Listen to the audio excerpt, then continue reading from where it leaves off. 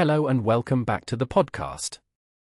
Today's episode is all about something many people secretly worry about: how to become more interesting to talk to. Maybe you've had moments where a conversation felt awkward or you didn't know what to say next. Maybe you've listened to others speaking and thought, wow, they are so engaging. I wish I could be like that. The good news is that being interesting is not something you are born with. It's a skill. And like any skill, you can learn it, practice it, and improve over time. In today's episode, I'll share simple and practical ideas that can help you become a more engaging and enjoyable person to talk to. These tips are designed for English learners at a B1 to B2 level, so the language is clear and natural, and you can also learn useful expressions along the way. Let's begin. First, let's talk about a common misunderstanding. Many people think that to be interesting, they need to talk a lot or tell amazing stories all the time. But that's not true. In fact, some of the most interesting people are also very good listeners. Being interesting is not just about what you say. It's also about how you make other people feel when they talk to you. So tip number 1, be genuinely curious about other people. When you talk to someone, try to really understand them. Ask questions that show interest. For example, instead of just asking, "What do you do?" you can ask, "What do you enjoy most about your job?" or "How did you get into that field?" These questions are more personal and more interesting. They invite the other person to share something meaningful. And here's something important: listen carefully to their answer. Don't just wait for your turn to speak. React to what they say. You can say things like, "That's interesting," or "I've never thought about it that way," or "Tell me more about that." When people feel heard, they enjoy talking to you. And that already makes you more interesting. Now let's move to tip number 2, share your thoughts, not just facts. Imagine someone asks you, "Did you watch that new movie?" You could say, "Yes, I watched it." That's correct, but it's not very interesting. The conversation might stop there. But if you say, "Yes, I watched it, and I really liked the main character because she was so brave," now you give the other person something to respond to. When you share your opinions, feelings, and reactions, your communication becomes more alive. You are not just giving information. You are sharing part of yourself. You can use simple phrases like, "I think," "In my opinion," "I feel like," "What I found interesting was." These expressions are very useful at B1-B2 level, and they help you sound more natural and engaging. Tip number 3, tell small stories. You don't need to have a dramatic life to tell good stories. Even simple, everyday experiences can be interesting if you tell them well. For example, instead of saying, "I went to a restaurant yesterday," you can say, "I went to a new restaurant yesterday, and something funny happened. The waiter brought the wrong dish, but it actually tasted better than what I ordered." Now you've created a little story. There is a situation, a small problem, and a surprising result. Stories help people imagine what you are saying. They make your speech more colorful and memorable. A simple structure for a short story is: first, give a context. Then, describe what happened. Finally, share the result or your reaction. You don't need long or complicated sentences.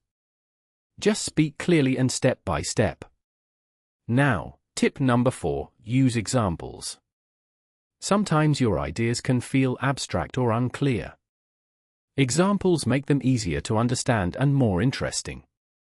For instance, if you say, "I like traveling," that's fine. But if you add, for example, "Last year I visited a small village in the mountains, and it was so peaceful," now your listener can picture it. Examples create images in the listener's mind. And that makes your conversation richer. Tip number 5, react with emotion. If you always speak in a neutral, flat way, your conversation may feel boring, even if your ideas are good. Try to show emotion in your voice and your words. You can say, That was amazing. That sounds really difficult. I was so surprised. That made me really happy. Emotion is contagious. If you sound interested and excited, the other person will feel it too. Of course, you don't need to be dramatic all the time. Just be natural and let your feelings be heard. Now let's talk about something very important: confidence. Tip number 6, don't be afraid of making mistakes. Many English learners worry about grammar or vocabulary. They think, what if I say something wrong? This fear can make you speak less or avoid conversations. But remember, communication is more important than perfection. People don't expect you to speak perfectly. They care more about your message and your attitude. If you make a mistake, it's okay. You can correct yourself or just continue. Most of the time, the other person will understand you anyway. The more you speak, the more confident you will become. And confidence itself makes you more interesting because you express yourself more freely. Tip number 7, be present in the conversation. Sometimes, we are physically there, but mentally somewhere else. We think about what to say next, or we worry about how we sound. But good conversation happens when you are fully present. Look at the person, listen carefully, and respond naturally. Don't try to plan everything in advance. When you are present, your reactions are more real. And real reactions are always more interesting than prepared ones. Now, tip number 8, expand your knowledge little by little. You don't need to know everything about every topic. But having some general knowledge can help you join different conversations. You can learn about current events, culture, travel, food, or hobbies. Choose topics that you enjoy. For example, if you like cooking, you can talk about recipes, ingredients, or restaurants. If you like sports, you can talk about games or players. The more you learn, the more you have to share. But remember, it's not about showing how much you know. It's about sharing ideas in a friendly and open way. Tip number 9, ask follow-up questions. Good conversations are like a game of tennis. One person speaks, then the other responds, and the conversation continues. If you only answer questions and don't ask any, the conversation may stop quickly. So when someone tells you something, ask a follow-up question. For example, "Oh, you went to Spain? Which city did you like the most? You started a new job? How is it going so far? You enjoy reading? What kind of books do you prefer?" Follow-up questions show interest and keep the conversation moving. Tip number 10, be yourself. This might sound simple, but it's very important. Sometimes people try to be more interesting by pretending to be someone else. They may exaggerate stories or copy other people's style. But in the long run, this doesn't work. People connect with authenticity.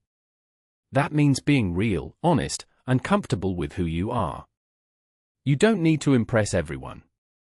You just need to express yourself clearly and kindly.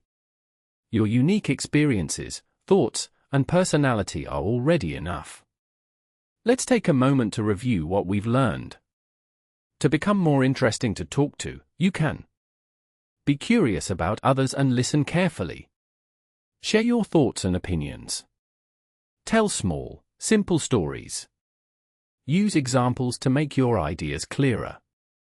Show emotion in your voice and words. Be confident and not afraid of mistakes. Stay present in the conversation. Learn about topics you enjoy. Ask follow-up questions. And most importantly, be yourself. You don't need to use all of these tips at once. Choose one or two and practice them in your next conversation. For example, next time you talk to someone, focus on asking better questions. Or try to add a short story when you speak.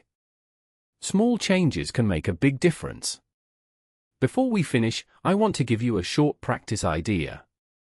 Think about a recent experience you had. Maybe something that happened yesterday or last week. Now try to describe it as a short story in English. Start with the context. Then explain what happened. Finally, share how you felt about it. You can even record yourself and listen again. This will help you notice your progress and improve your speaking skills. Remember, becoming more interesting is not about being perfect. It's about being engaged, curious, and open. Every conversation is a chance to practice and grow. Thank you for listening to today's episode. I hope these tips help you feel more confident and enjoy your conversations in English. See you next time.